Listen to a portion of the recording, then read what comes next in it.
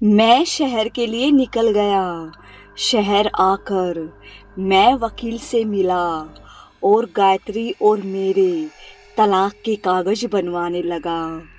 कागज तैयार होते ही मैंने सोचा कि अभी मुझे जल्द से जल्द गांव जाकर गायत्री को तलाक दे देना चाहिए और पारो से शादी कर लेनी चाहिए। अब मुझे गायत्री और पारो को बिना घर पर बताए ही शहर लेकर आना होगा और पारो से यही कानूनी तरीके से शादी करनी होगी ताकि पिताजी और दोनों भाई कुछ न कर पाए।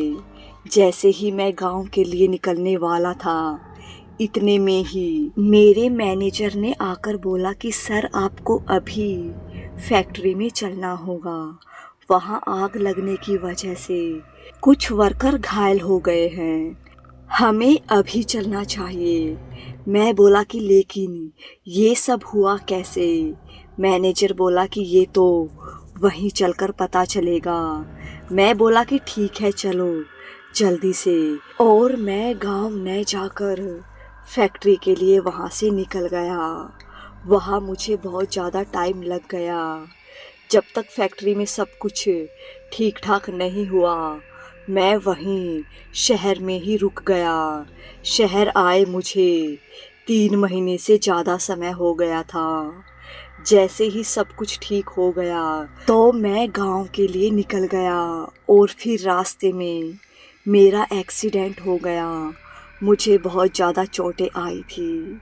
जहाँ मेरा एक्सीडेंट हुआ था वहीं के कुछ इंसानों ने मुझे हॉस्पिटल पहुंचा दिया और फिर घर वालों को मेरे एक्सीडेंट की खबर दे दी गई। जैसे ही घर वालों को खबर मिली, सब शहर के लिए निकल पड़े।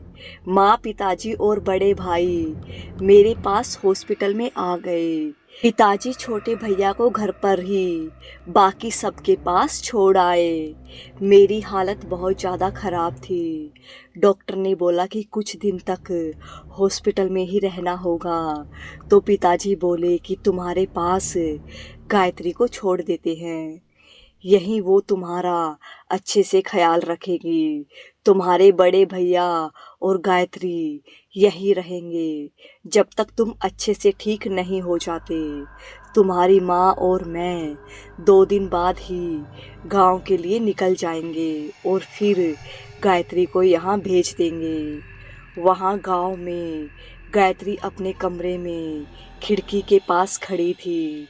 उसने खिड़की से देखा कि हवेली के बाहर कोई औरत घूंघट किए खड़ी थी और हवेली के अंदर झांक कर देखने की कोशिश कर रही थी। गायत्री सोचने लगी कि ये औरत कौन है।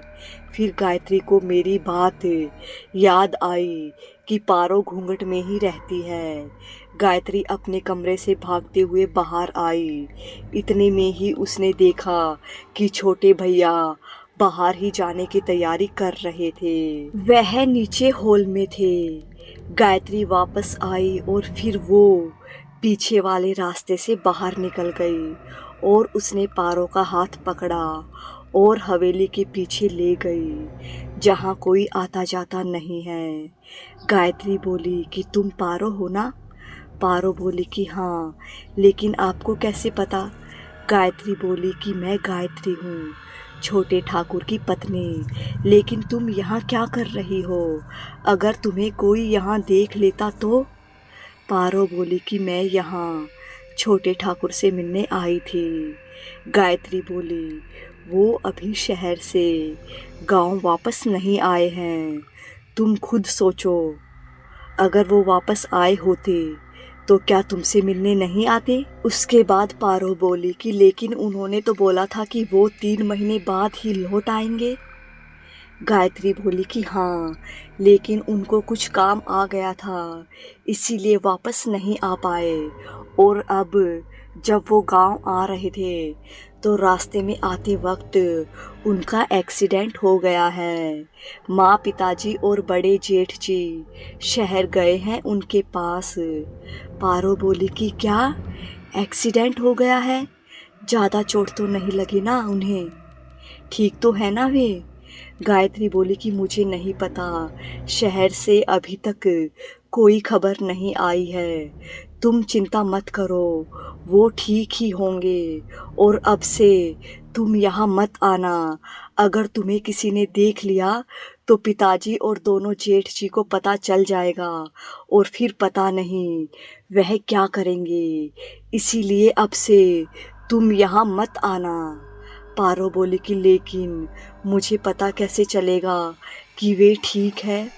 गायत्री बोली कि एक काम करो, तुम दिन में मत आना, जब भी आओ तो रात में आना। पारो बोली कि ठीक है। गायत्री बोली कि अब तुम यहाँ से जाना चाहिए, इससे पहले कि कोई तुम्हें यहाँ देख ले। पारो बोली कि ठीक है, मैं चलती हूँ, रात में आऊँगी। आप कृपा करके पता करिए कि वो कैसे हैं। गायत्री बोली कि ठीक है, रात में आ जाना यहीं, अब तुम जाओ। जैसे ही पारो जाने लगी, गायत्री बोली कि रुको। पारो बोली कि जी बोलिए। गायत्री बोली कि ये तुम्हारे हाथ पर क्या हुआ? ऐसा लग रहा है जैसे अभी अभी जल गया हो। पारो बोली कि ये तो सुबह खाना बनाते वक्त जल गया था। गायत्री बोली कि अच्छा रुको, मैं तुम्हारे लिए दवा लेकर आती हूँ। पारो बोली कि नहीं, रहने दीजिए, मैं दवा घर जाकर लगा लूँगी, अब मैं चलती हूँ। और फिर पारो चली गई। गायत्री भी अंदर आ गई पीछे वाले रास्ते से। उसके बाद पिताजी ने गांव में खबर भिजवा दी कि वो 2 दिन बाद वापस आ रहे हैं और गायत्री को शहर जाना होगा। मेरी देखभाल करने के लिए रात होते ही पारो हवेली के बाहर आ गई। गायत्री ने देखा कि हवेली के बाहर कोई औरत खड़ी है, लेकिन अंधेरे की वजह से पता नहीं चल रहा था। बस शरीर की बनावट की वजह से साफ साफ पता चल रहा था कि कोई औरत है। इसीलिए गायत्री पहचान गई कि पारो ही है। गायत्री बाहर आई और पारो से बोली कि वे ठीक हैं, चोट ज़्यादा लगी है, इसीलिए ठीक होने में टाइम लगेगा और तब तक वो वहीं शहर के हॉस्पिटल में ही रहेंगे। मैं कल ही उनके पास शहर जा रही हूँ, तुम चिंता मत करना और यहाँ हवेली में मत आना जब तक हम दोनों शहर से वापस न आ जाए। तुम्हें सबसे छुप कर रहना होगा। कहानी कैसी लग रही है प्लीज़ कमेंट करके ज़रूर बताइएगा। अगर कहानी थोड़ी सी भी पसंद आई हो तो चैनल को सब्सक्राइब, वीडियो को लाइक और शेयर ज़रूर कर दीजिएगा।